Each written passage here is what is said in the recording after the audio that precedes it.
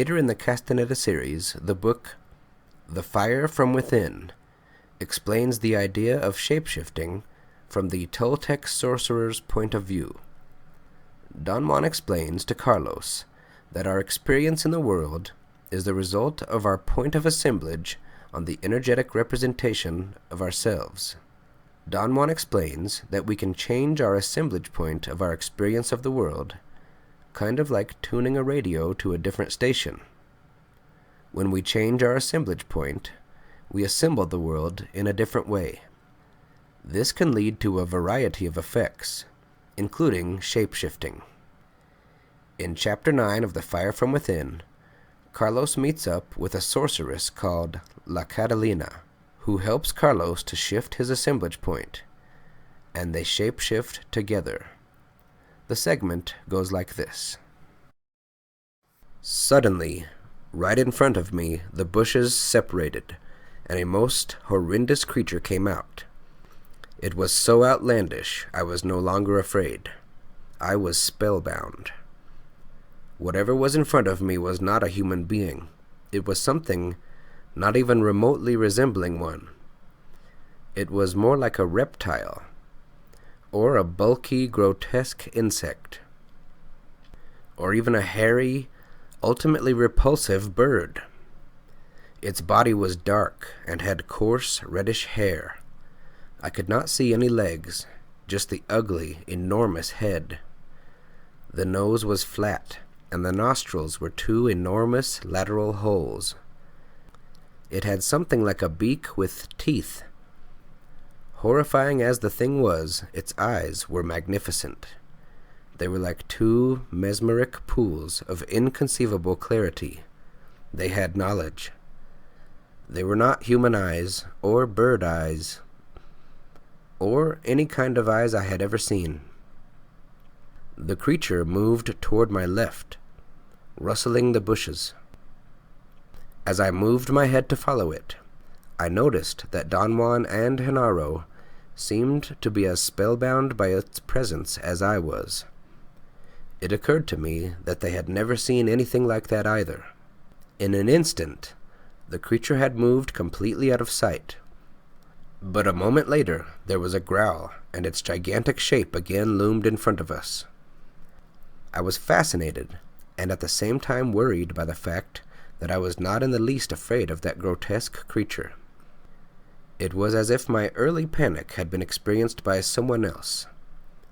I felt at one moment that I was beginning to stand up, against my own volition.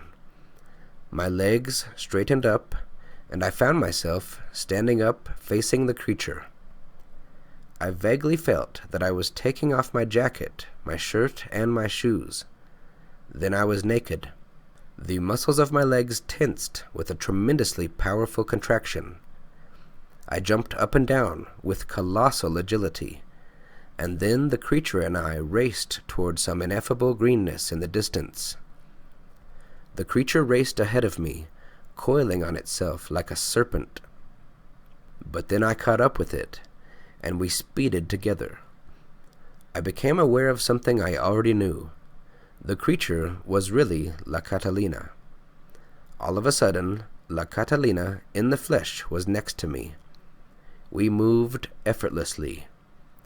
It was as if we were stationary, only posed in a bodily gesture of movement and speed, while the scenery around us was being moved, giving the impression of enormous acceleration. Our racing stopped as suddenly as it had started, and then I was alone with La Catalina in a different world. There was not a single recognizable feature in it. There was an intense glare and heat coming from what seemed to be the ground, a ground covered with huge rocks. Or at least they seemed to be rocks. They had the color of sandstone, but they had no weight. They were like chunks of sponge tissue. I could send them hurling around only by leaning on them. I became so fascinated with my strength that I was oblivious to anything else. I had assessed, in whatever way, that the chunks of seemingly weightless material opposed resistance to me. It was my superior strength that sent them hurling around. I tried to grab them with my hands, and I realized that my entire body had changed. La Catalina was looking at me. She was again the grotesque creature she had been before, and so was I. I could not see myself, but I knew that both of us were exactly alike.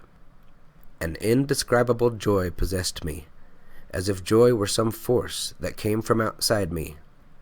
La Catalina and I cavorted and twisted and played until I had no more thoughts, or feelings, or human awareness in any degree. Yet I was definitely aware. My awareness was a vague knowledge that gave me confidence.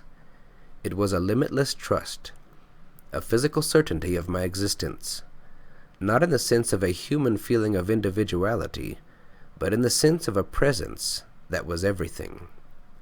Then, everything came again into human focus all at once. La Catalina was holding my hand. We were walking on the desert floor, among the desert shrubs.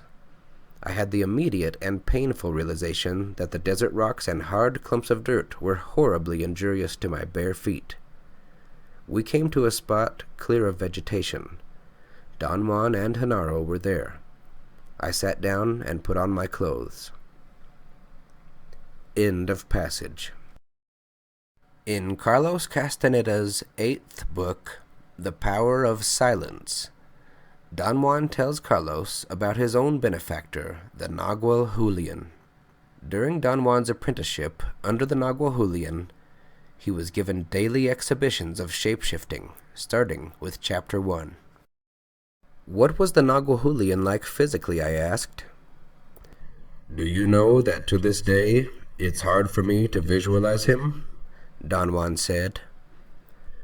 I know that sounds absurd, but depending on his needs or the circumstances, he could either be young or old, handsome or homely, effete and weak, or strong and virile, fat or slender, of medium height or extremely short.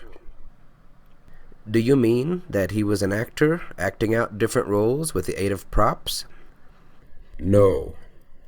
There were no props involved, and he was not merely an actor. He was, of course, a great actor in his own right, but that is different. The point is that he was capable of transforming himself and becoming all those diametrically opposed persons.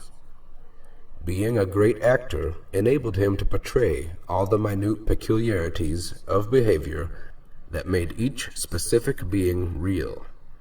Let us say that he was at ease in every change of being, as you are at ease in every change of clothes. Eagerly, I asked Don Juan to tell me more about his benefactor's transformation.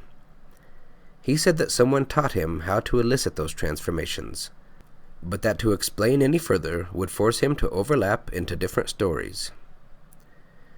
What did the Nagual Julian look like when he wasn't transforming himself, I asked. Let's say that before he became a Nagual, he was very slim and muscular. His hair was black, thick and wavy. He had a long, fine nose, strong, big white teeth, an oval face, strong jaw, and shiny dark brown eyes. He was about 5 feet 8 inches tall. He was not Indian or even a brown Mexican, but he was not Anglo-white either.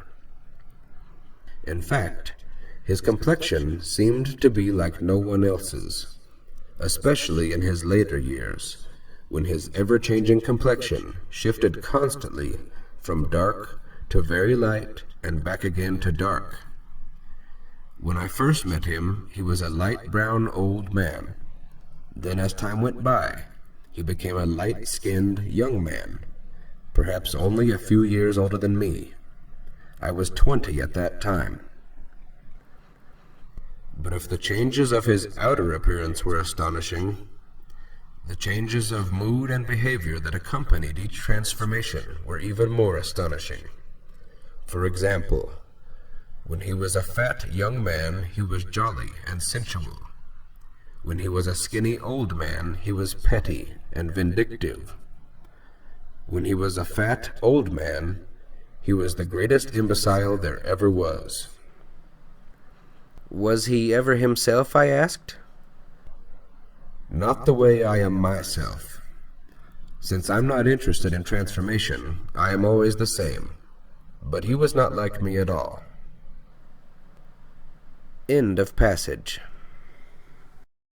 Then later, in Chapter 3 of The Power of Silence, Don Juan again elaborates on the role of the assemblage point in the ability to shapeshift.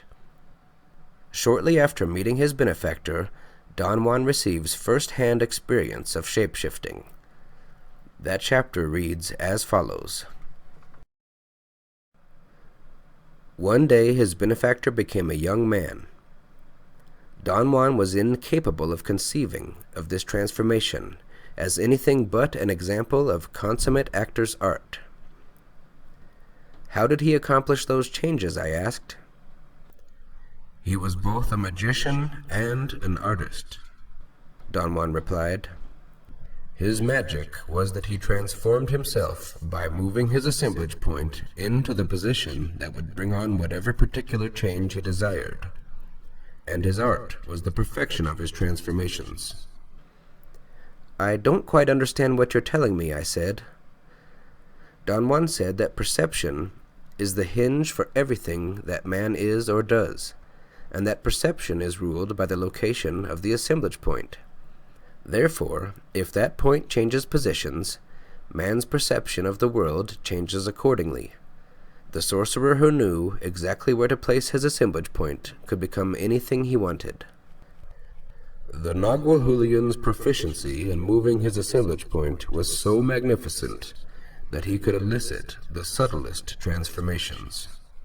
When a sorcerer becomes a crow, for instance, it is definitely a great accomplishment, but it entails a vast and therefore a gross shift of the assemblage point. However, moving it to the position of a fat man or an old man requires the minutest shift and the keenest knowledge of human nature. I'd rather avoid thinking or talking about those things as facts, I said. Don Juan laughed as if I had said the funniest thing imaginable. Was there a reason for your benefactor's transformation, I asked, or was he just amusing himself? Don't be stupid. Warriors don't do anything just to amuse themselves.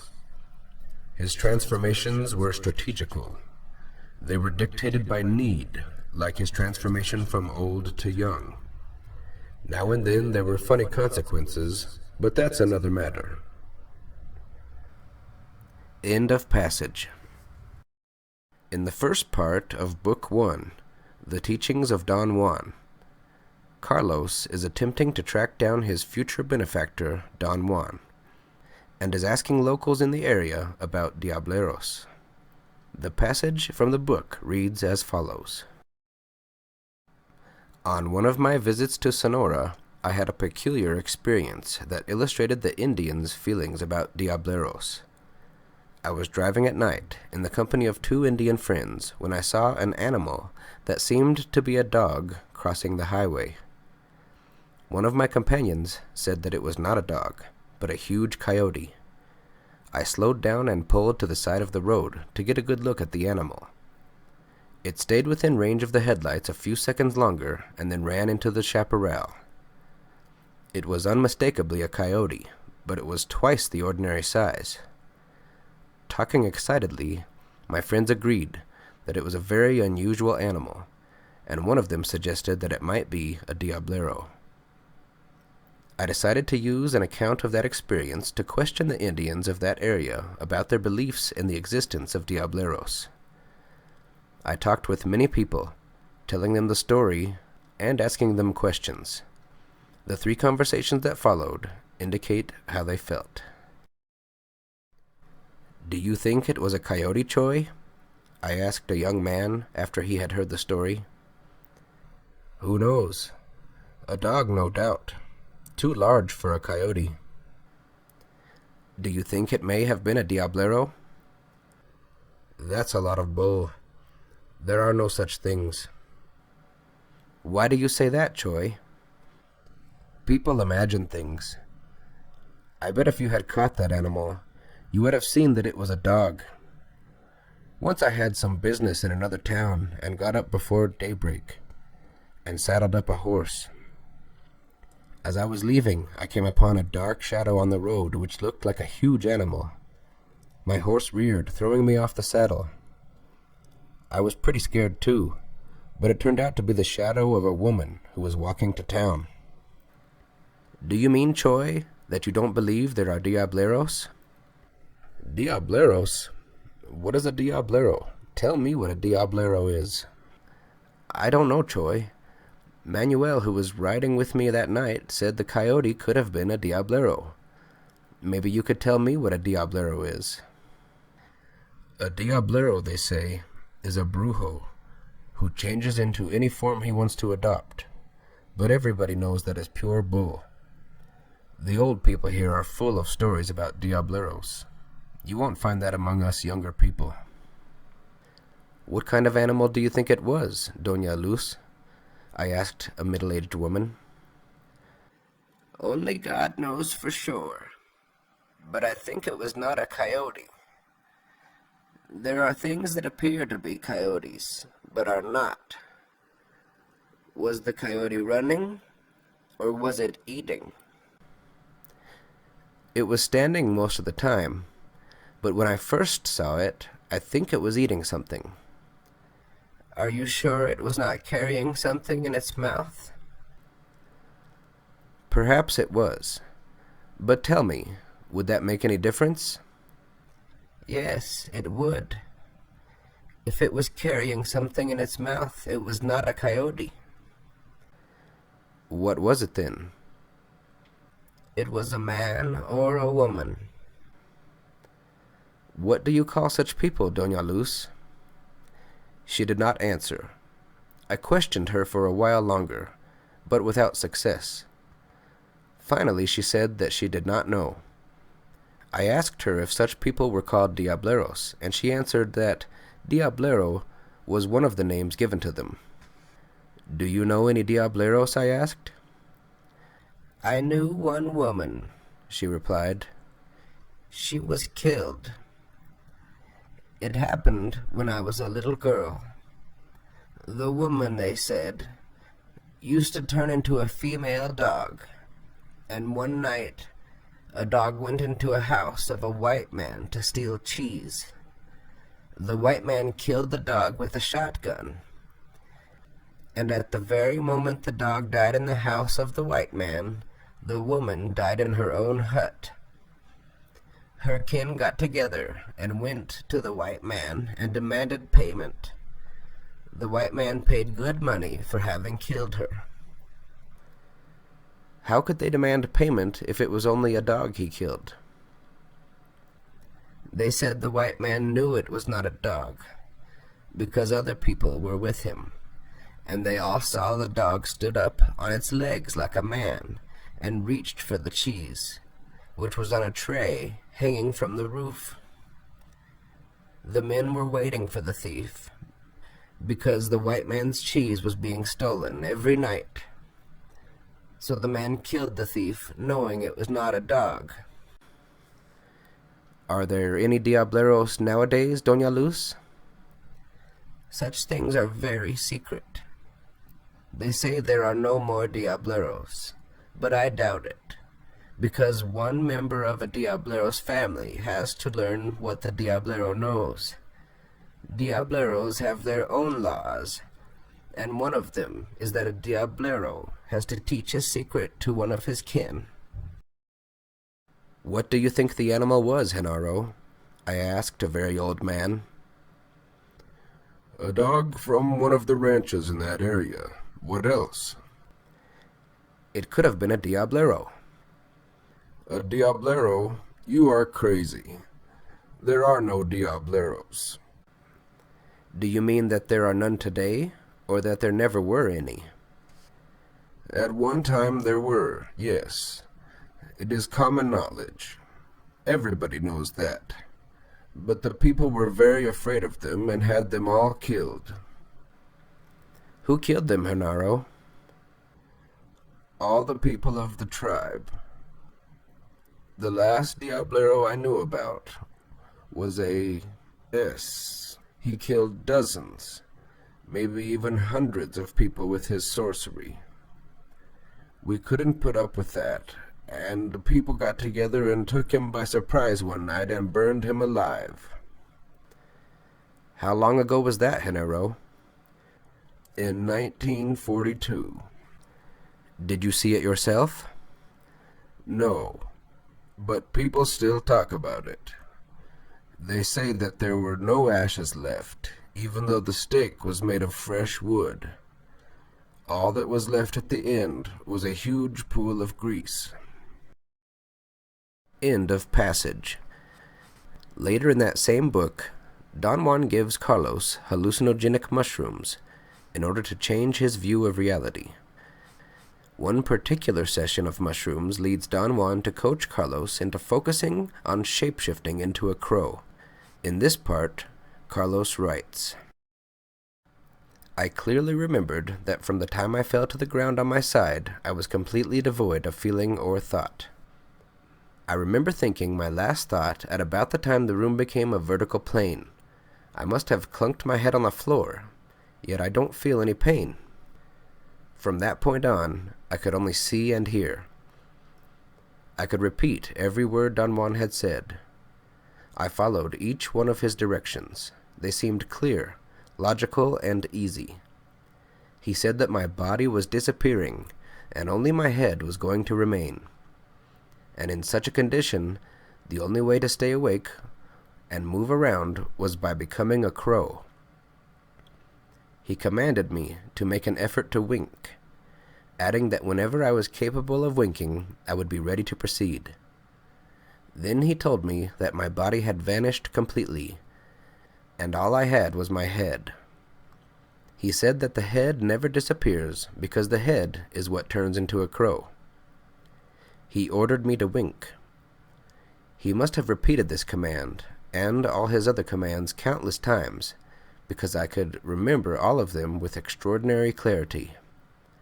I must have winked, because he said I was ready and ordered me to straighten up my head and put it on my chin. He said that in the chin were the crow's legs. He commanded me to feel the legs and observe that they were coming out slowly. He then said that I was not solid yet, and I had to grow a tail, and that the tail would come out of my neck. He ordered me to extend the tail like a fan, and to feel how it swept the floor. Then he talked about the crow's wings. He said they would come out of my cheekbones. He said that it was hard and painful. He commanded me to unfold them. He said they had to be extremely long as I could stretch them. Otherwise, I would not be able to fly. He told me the wings were coming out and were long and beautiful, and that I had to flap them until they were real wings. He talked about the top of my head next, and said that it was still very large and heavy, and its bulk would prevent my flying. He told me that the way to reduce its size was by winking. With every wink, my head would become smaller. He ordered me to wink until the top weight was gone, and I could jump freely. Then he told me I had reduced my head to the size of a crow, and that I had to walk around and hop until I had lost my stiffness. There was one last thing I had to change, he said, before I could fly. It was the most difficult change, and to accomplish it, I had to be docile and do exactly as he told me. I had to learn to see like a crow. He said that my mouth and nose were going to grow between my eyes until I had a strong beak. He said that crows see straight to the side, and commanded me to turn my head and look at him with one eye. He said that if I wanted to change and look with the other eye, I had to shake my beak down, and that movement would make me look through the other eye. He ordered me to shift from one eye to the other, and then he said I was ready to fly, and that the only way to fly was to have him toss me into the air. I had no difficulty whatsoever eliciting the corresponding sensation to each one of his commands. I had the perception of growing a bird's legs, which were weak and wobbly at first. I felt a tail coming out of the back of my neck, and wings out of my cheekbones. The wings were folded deeply. I felt them coming out by degrees. The process was hard, but not painful. Then I winked my head down to the size of a crow, but the most astonishing effect was accomplished with my eyes, my bird's sight. When Don Juan directed me to grow a beak, I had an annoying sensation of lack of air. Then something bulged out and created a block in front of me. But it was not until Don Juan directed me to see laterally that my eyes actually were capable of having a full view to the side. I could wink one eye at a time and shift the focusing from one eye to the other. But the sight of the room and all the things in it was not like an ordinary sight. Yet it was impossible to tell in what way it was different. Perhaps it was lopsided, or perhaps things were out of focus. Don Juan became very big and glowy. Something about him was comforting and safe. Then all the images blurred. They lost their outlines and became sharp, abstract patterns that flickered for a while. End of passage. The event of Carlos changing into a crow is mentioned again briefly in the book The Second Ring of Power, during a discussion with another of Don Juan's disciples, La Gorda. In the book, La Gorda was speaking with Carlos about the teachings of Don Juan. The passage reads as follows. The Nagual said that with his smoke you could very easily get your second attention to work. You focused your attention lots of times on the Nagual's predilection, the crows. He said that once your second attention focused so perfectly on a crow that it flew away, like a crow flies, to the only eucalyptus tree that was around. For years I had dwelled upon that experience. I could not regard it in any other way except as an inconceivably complex hypnotic state, brought about by the psychotropic mushrooms contained in Don Juan's smoking mixture in conjunction with his expertise as a manipulator of behavior.